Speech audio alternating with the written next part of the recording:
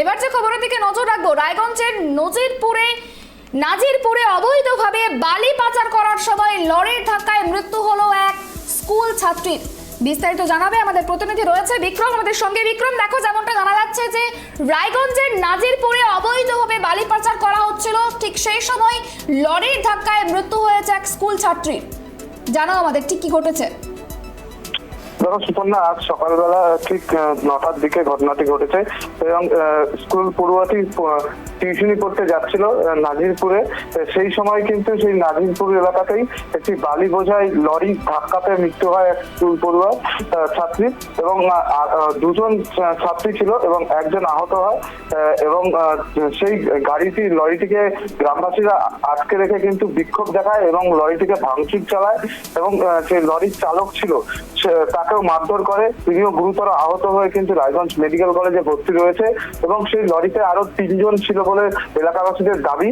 সেই 2 জন আরো পালিয়ে যায় এবং এই ঘটনায় কিন্তু ব্যাপক উত্তেজনা ছড়িয়ে পড়ে এলাকাতে।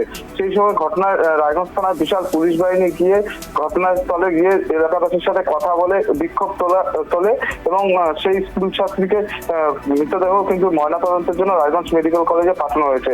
যেটা গুরুত্বপূর্ণ বিষয়, এলাকাবাসীদের দাবি করছে যে ওই এলাকা দিয়ে কিন্তু প্রায় দিনই কিন্তু বালি বোঝায় লরি কিন্তু সেই এলাকা দিয়ে যায় এবং যেটা এলাকাবাসীদের দাবি যে খাড়ি জগদীশপুর এবং জগদীশপুর গ্রাম পঞ্চায়েতের বিস্তীর্ণ এলাকা, যেহেতু নাগর নদী সেই এলাকা দিয়ে বয়ে গিয়েছে, সেই কারণে সেই এলাকাতে কিন্তু প্রচুর বালি চুরির ঘটনা ঘটেছে।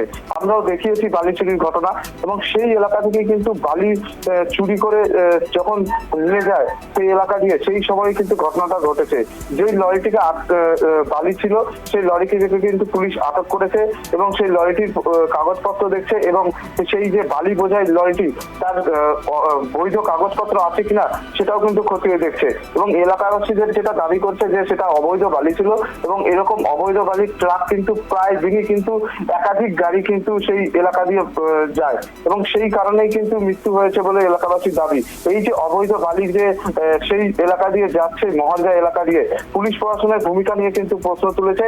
কারণ রায়গঞ্জ থানার মধ্যেই ভাটলফাড়ি, সেই ভাটলফাড়ি এলাকায় কিন্তু মহালজা এলাকা পড়ে। আর সেই এলাকা দিয়ে যে বালি বোঝাই যাচ্ছে এই ট্রাক, পুলিশ প্রশাসন কি করছে এবং প্রশাসনের উপরেও কিন্তু ভূমিকা নিয়ে প্রশ্ন তুলেছে এলাকাবাসী। সুপর্ণা, একেবারে তুমি যেমনটা বললে যে অবৈধভাবে বালি পাচার হতো, এটা নতুন নয়, এর আগেও হয়েছে। সেক্ষেত্রে প্রশাসনের ভূমিকা নিয়েও প্রশ্ন উঠেছে, কিন্তু প্রশাসনের ভূমিকা নিয়ে প্রশ্ন উঠলেও প্রশাসন কেন নির্বিকার, কেন প্রশাসন কোনো পদক্ষেপ নিচ্ছে না, যেহেতু এই ঘটনা নতুন নয়, এর আগেও হয়েছে বালি পাচার। দেখো একটা কথা, কিছুদিন আগেও আমরা দেখেছি যে কলমদিঘির বিএলআরও কিন্তু এই বালি পাচার রুখতে গিয়ে কিন্তু আহত হয়েছিলেন এবং 3 জন আধিকারিকও আহত হয়েছিলেন। সেই ক্ষেত্রে থেকে রায়গঞ্জের বিএলআরও কিন্তু একাধিক জায়গায় অভিযান চালিয়েছে এবং বন্ধ করেছে। কিন্তু এই খাড়ি জগদীশপুর এবং ভাটল এলাকায় কিন্তু একাধিক বালি চুরি হচ্ছে। বিএলআরও যাচ্ছে এলাকায়, কাজ বন্ধ করে দিচ্ছে, বালি পাচার এবং মাছি পাচার বন্ধ করছে, কিন্তু বিএলআরও আসার পরেই সেই 1 দিন থেকে 2 দিন বাদে কিন্তু আবার বালি পাচার শুরু হচ্ছে।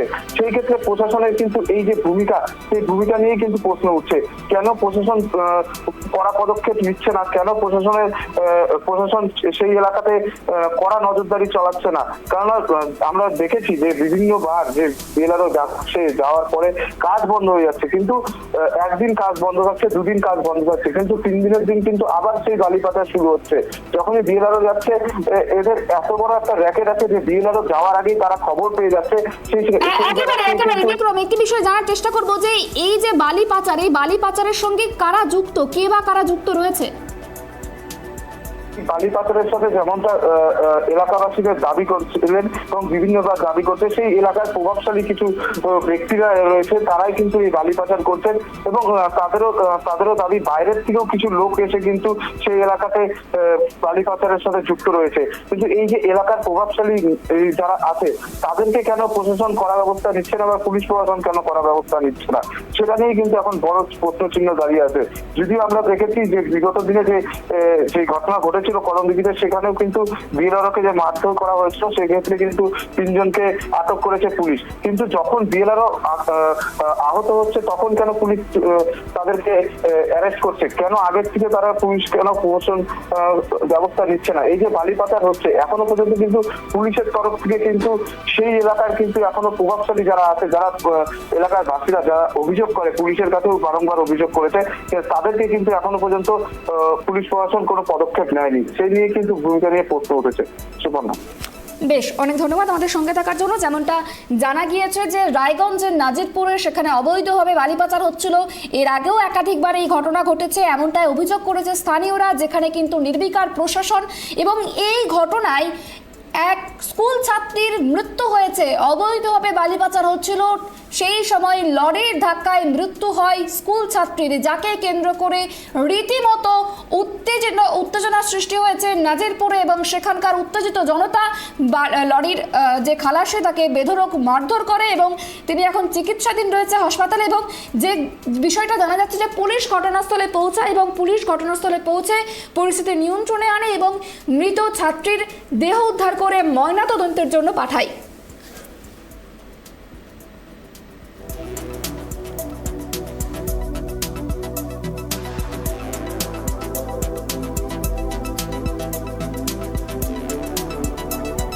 রাস্তা আছে টোল ট্যাক্স দেওয়ার জন্য, ফাঁকি দেওয়ার জন্য যাচ্ছে এখান দিয়ে। টোটাল বালির গাড়ি সারা দিন রাত ধরে 24 ঘন্টা রাত দিন ধরে কাঠের গাড়ি চোরাই কাঠ যাচ্ছে, বালি চুরি হচ্ছে এখান দিয়ে, এই রাস্তায় ব্যবহার হচ্ছে। প্রশাসনের কোনো হেলদোল নাই এখানে, এত বালির গাড়ি যাচ্ছে এখান দিয়ে ধারণার বাইরে সারাদিন রাত ধরে চোরা কারবারি চলছে এখান দিয়ে। এখানে অনেক কিছু যাচ্ছে, পাচার হচ্ছে এখান দিয়ে অনেক কিছু। হ্যাঁ, যাতে ট্যাক্স কালেকশন না হয়। কাঠের গাড়ি সারা রাত ধরে চলছে। আজকে যে একজন ছাত্রী মারা গেল, এটা দুর্ভাগ্য আমাদের, প্রশাসন দায়ী এটার মধ্যে। কেন তারা কেন হেলদোল নিচ্ছে না? এটাই টোটাল অবৈধ জন্য হচ্ছে এরকম।